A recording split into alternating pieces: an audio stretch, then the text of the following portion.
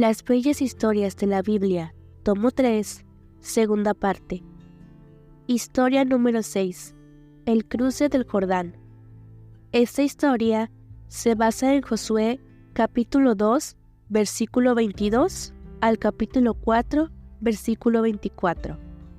Los 2 espías se escondieron en las montañas cercanas a Jericó durante 3 días, hasta que estuvieron seguros de que los soldados que los buscaban se habían ido de regreso.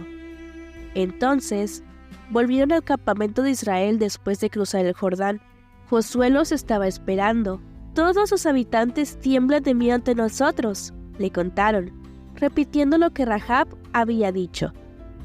Llamando a sus oficiales, Josué les relató lo que los espías habían averiguado y les aseguró que habían llegado el momento de tomar Jericó. Entonces, les ordenó que fueran por el campamento y que dijeran a cada uno que preparara alimentos y que estuvieran listos para marchar en 3 días. Puedes imaginarte el alboroto que se produjo cuando el pueblo oyó las noticias. Habían esperado ese momento durante tanto tiempo. Solo 3 días más y estarían en Canaán. El sábado siguiente lo pasarían en la tierra que fluía leche y miel. Parecía demasiado bueno para ser cierto. Había solo un problema.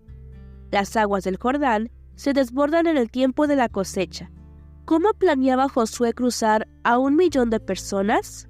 ¿Iba a construir un puente o botes? Los 3 días pasaron volando. Todos se sentían felices y permanecían ocupados preparando alimentos, doblando las tiendas, guardando la ropa de cama y cargando los carros. Pero todavía no había señales de la construcción de un puente o de botes. Se anunció ahora por el campamento que todos debían observar a los levitas, que darían la señal de partida. Cuando vean el arca del pacto del Señor su Dios y a los sacerdotes levitas que la llevan, dijo Josué, abandonen sus puestos y pónganse en marcha detrás de ella. Todos los ojos se volvieron hacia el centro del campamento, donde había estado el tabernáculo durante las últimas semanas. Ya no estaba allí. Se había desmontado el armazón de madera recubierta de oro. Se habían doblado con cuidado las hermosas cortinas y se habían cubierto reverentemente los muebles. Pero todavía estaba allí el Jordán, ancho, torrentoso y profundo. ¿Cómo iba a resolver Josué ese problema? Entonces, el día anterior al de la partida, le dijo al pueblo: «Purifíquense, porque mañana el Señor va a realizar grandes prodigios entre ustedes». Eso creó un revuelo mayor. El Señor había obrado maravillas por ellos antes. ¿Qué iba a hacer ahora? Esa última noche fue una noche de oración. Padres y madres, niños y niñas, se entregaron de nuevo a Dios y le pidieron perdón por sus pecados. Querían estar listos cuando Él se acercara. Temprano, a la mañana siguiente, Josué congregó al pueblo y le dijo: «Acérquense y escuchen lo que Dios el Señor tiene que decirles. Ahora sabrán que el Dios viviente está en medio de ustedes. El arca del pacto, que pertenece al soberano de toda la tierra, cruzará el Jordán frente a ustedes. Tan pronto como los sacerdotes que llevan el arca del Señor, soberano de toda la tierra, pongan pie en el Jordán, las aguas dejarán de correr y se detendrán formando un muro». La emoción dominó a los que esperaban. «¿Vamos a cruzar el Jordán en seco, como nuestros padres cruzaron el Mar Rojo?», se decían unos a otros. Los sacerdotes que llevan el arca comienzan a descender hacia el río. Todos quedan en suspenso. Miles de niños y niñas se ponen en puntillas de pie, pues quieren ver qué es lo que va a suceder. Los sacerdotes se van acercando más y más al borde del agua. El río todavía sigue corriendo majestuosamente. Se acercan cada vez más, y si no ocurre nada, ¿seguirían caminando y entrarán en el agua? ¿O Josué les dirá que se detengan? Se siguen acercando cada vez más, cada vez más. Faltan solo unos pocos pasos para llegar. 5, 4, 3, 2, 1. ¡Mira! Sus pies ya tocan el agua. De repente, algo sucede. Nadie sabe qué. Pero el hecho es que el agua se ha retirado 3 metros, 6 metros, 10 metros, 30 metros. Ahora parece que se ha abierto un camino seco a través de todo el río.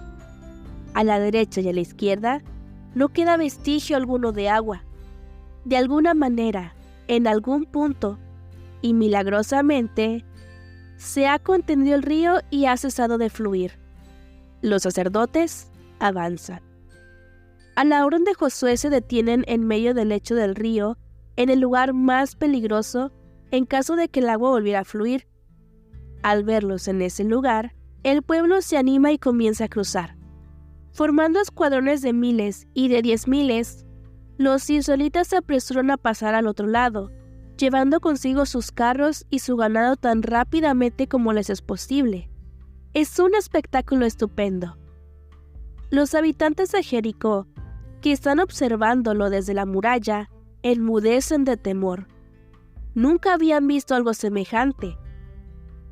Hora tras hora, continúan los israelitas la travesía, hasta que el último hombre, la última mujer, el último muchachito y la última niñita se encuentran a salvo en la otra orilla. Josué envía a decir a los sacerdotes que sostienen el arca en medio del lecho del río: «Salgan del Jordán».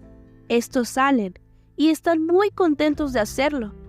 Apenas llegan a la orilla cuando en alguna parte, a la distancia, las aguas detenidas vuelven a fluir, cubriendo por completo precisamente el lugar donde ellos habían estado. Todos miran el agua asombrados. Cuesta creerlo. El río sigue fluyendo como antes, pero 1,000,000 de personas lo han cruzado sin valerse de un puente ni de un bote.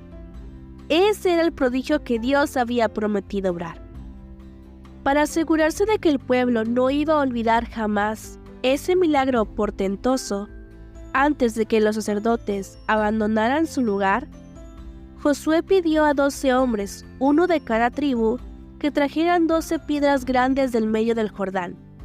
Entonces, las apiló en un gran montón, formando así un monumento conmemorativo del gran evento.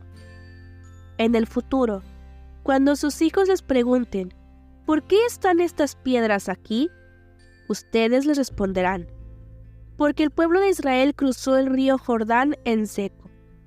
Esto sucedió para que todas las naciones de la tierra supieran que el Señor es poderoso, y para que ustedes aprendieran a tenerlo para siempre.